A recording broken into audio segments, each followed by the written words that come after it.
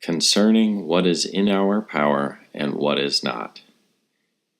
In general, you will find no art or faculty that can analyze itself. Therefore, none that can approve or disapprove of itself. The art of grammar is restricted to analyzing and commenting on literature. Music is confined to the analysis of harmony. Consequently, neither of them analyzes itself. Now, if you are writing to a friend, the art of grammar will help you decide what words to use, but it will not tell you whether it is a good idea to write your friend in the first place. Music is no different. Whether this is a good time to sing and play, or a bad one, the art of music by itself cannot decide. So what can? The faculty that analyzes itself as well as the others, namely, the faculty of reason. Reason is unique among the faculties assigned to us in being able to evaluate itself, what it is capable of, how valuable it is, in addition to passing judgment on others.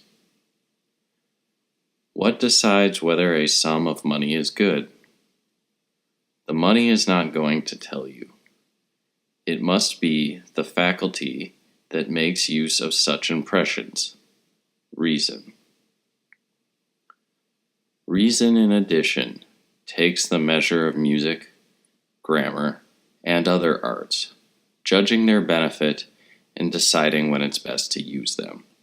So it's only appropriate that the gods have given us the best and most efficacious gift, the ability to make good use of impressions. Other capacities they did not put in our power. Was it because they did not want to? Personally, I believe that they would have endowed us with those others too, had they been able. But they were not. Since we are on earth, you see, bound to a material body and material things, we can hardly avoid being limited by these extraneous factors. Well, what does Zeus say? Epictetus, if it were possible, I would have made your little body and possessions both free and unrestricted. As it is, though, make no mistake, this body does not belong to you. It is only cunningly constructed clay. And since I could not make the body yours, I have given you a portion of myself instead, the power of positive and negative impulse, of desire and aversion, the power, in other words, of making good use of impressions. If you take care of it and identify with it, you will never be blocked or frustrated. You won't have to complain and will never need to blame or flatter anyone. Is that enough to satisfy you? It is more than enough. Thank you. And yet, while there is only the one thing we can care for and devote ourselves to, we choose instead to care about and attach ourselves to a score of others, to our bodies, to our property, to our family, friends, and slaves. And, being attached to many things, we are weighed down and dragged along with them. If the weather keeps us from traveling, we sit down, fret, and keep asking, which way is the wind blowing? From the north. That's no good. When will it blow from the west? When it wants to. Or rather, when Aeolus wants it to, because God put Aeolus in charge of the winds, not you.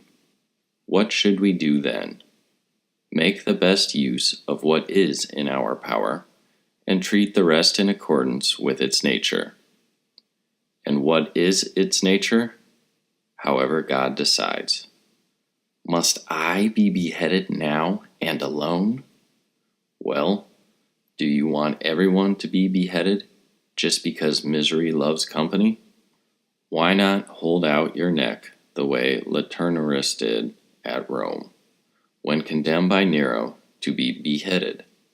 He held out his neck willingly to take the blow, but the blow was deficient, so he recoiled a bit, but then had enough self-command to offer his neck a second time. And prior to that, when Epictetus, Nero's freedman, approached a certain man and asked him about the grounds of his offense, he replied, "If I want anything, I will tell it to your master." What should we have ready at hand in a situation like this? The knowledge of what is mine and what is not mine, what I can and cannot do. I must die, but must I die bawling? I must be put in chains, but moaning and groaning too? I must be exiled, but is there anything to keep me from going with a smile, calm and self-composed? Tell us your secrets. I refuse, as this is up to me. I will put you in chains. What's that, you say, friend? It's only my leg you will chain. Not even God can conquer my will. I will throw you into prison. Correction. It is my body you will throw there. I will behead you. Well, when did I ever claim that mine was the only neck that couldn't be severed? That's the kind of attitude you need to cultivate if you would be a philosopher, the sort of sentiments you should write down every day and put in practice. Thrasa used to say, "I would sooner be killed today than banished tomorrow." And what did Musonius say to him? If you choose death because it is the greater evil, what sense is there in that? Or, if you choose it as the lesser evil, remember who gave you the choice. Why not try coming to terms with what you have been given? Agrippinus used to say, "I don't add to my troubles." To illustrate, someone once said to him, "You are being tried in the Senate. Good luck." But it was 11 in the morning, and at that hour he was in the habit of taking his bath and exercise. Let us be off to exercise. When he was done, word came that he had been condemned to exile, he asked, or death. Exile. And my estate, what about that? It has not been confiscated. Well then, let us go to my villa in Aricia and have lunch there. This shows what is possible when we practice what is necessary and make our desire and aversion safe against any setback or adversity. I have to die. If it is now, well then I die now. If later, then now I will take my lunch, since the hour for lunch has arrived. And dying I will attend to later. How? As someone who knows that you have to return what belongs to somebody else.